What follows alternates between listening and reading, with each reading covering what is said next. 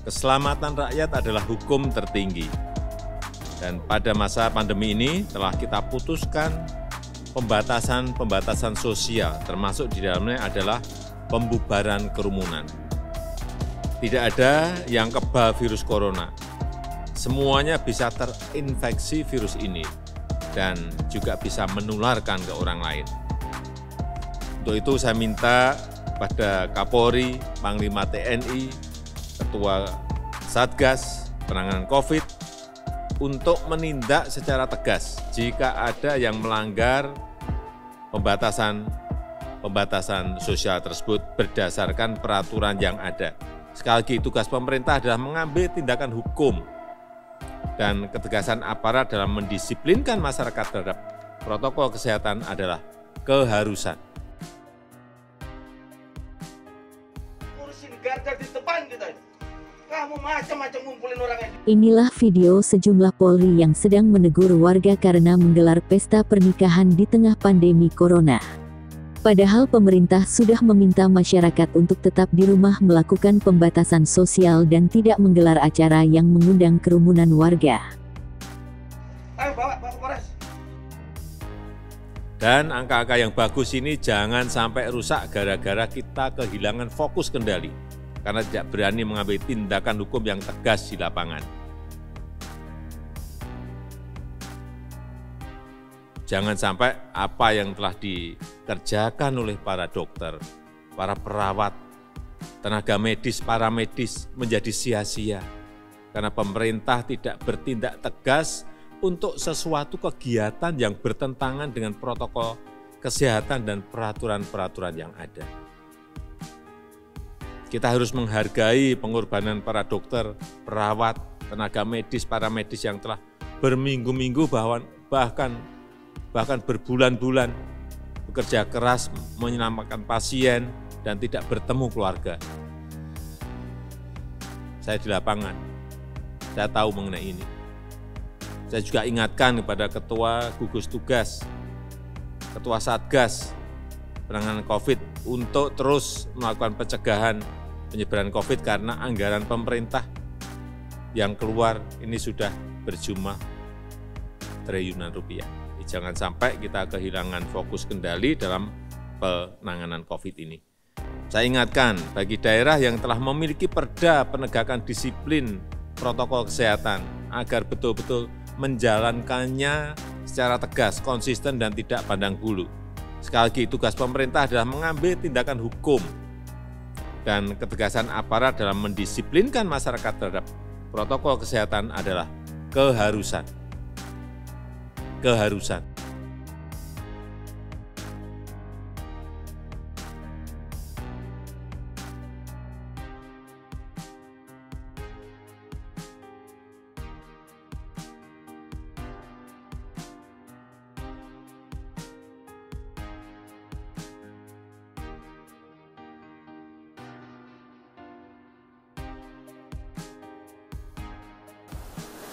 Tidak mengadakan kegiatan sosial kemasyarakatan yang menyebabkan berkumpulnya massa dalam jumlah banyak, baik di tempat umum maupun di lingkungan sendiri, yaitu 1. Pertemuan sosial, budaya, keagamaan, dan aliran kepercayaan dalam bentuk seminar, lokakarya, sarasehan, dan kegiatan lainnya yang sejenis. 2. Kegiatan konser musik, pekan raya, festival, bazar, pasar malam, pameran, dan resepsi keluarga.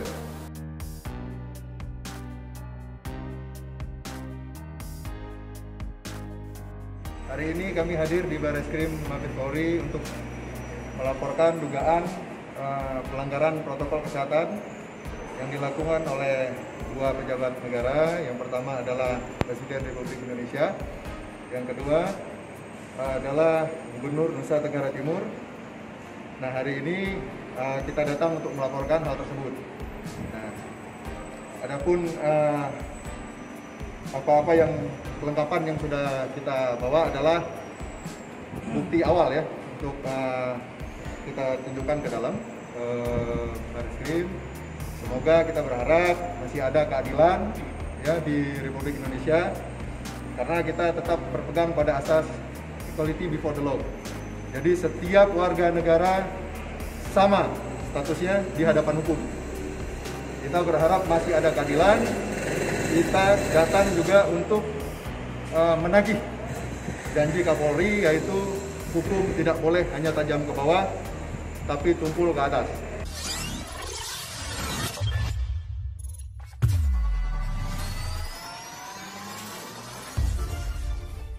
Presiden Joko Widodo dianggap sedang menunjukkan kekuasaannya dengan kehadirannya ke suatu tempat yang dapat menimbulkan kerumunan orang di tengah pandemi virus corona baru COVID-19.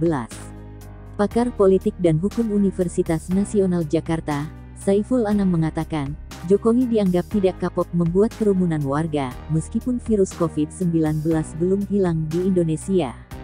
Jokowi tidak kapok-kapok membuat kerumunan warga. Rakyat dilarang berkerumun bahkan dilarang mudik, akan tetapi Presiden memberikan contoh kurang baik dengan mempertontonkan kerumunan masyarakat di tengah COVID-19 belum reda, ujar Saiful. Saiful pun mengaku tidak mengerti dengan apa yang ingin disampaikan Presiden, melalui agenda kegiatan yang menimbulkan kerumunan warga tersebut, seperti yang belakangan ini terjadi saat berkunjung ke Flores Timur. Apakah Jokowi ingin unjuk kekuasaan, bahwa hanya dirinya yang berhak dan boleh menyebabkan kerumunan dan yang lain tidak boleh? Kata Saiful. Menurut Saiful, rakyat akan meniru gaya Jokowi. Karena, ketika pemimpinnya mengadakan acara yang meningkat kerumunan, bukan tidak mungkin rakyat juga akan mengadakan acara yang sama. Tentu akan sia-sia apa yang telah diperjuangkan oleh Satgas COVID-19 yang sedang gencar mengkampanyekan jangan berkerumun. Atau Presiden sedang ingin menunjukkan bahwa hanya dirinya yang kebal terhadap COVID-19. Hanya Presiden yang mampu menjawabnya, pungkas Saiful. Kerumunan masyarakat yang terjadi dalam kunjungan Presiden Joko Widodo di Maumere, Nusa Tenggara Timur, merupakan sebuah tamparan bagi pemerintah. Tamparan bakal lebih keras, jika tidak ada tindakan hukum sebagai lanjutan dari insiden kerumunan di Maumere tersebut.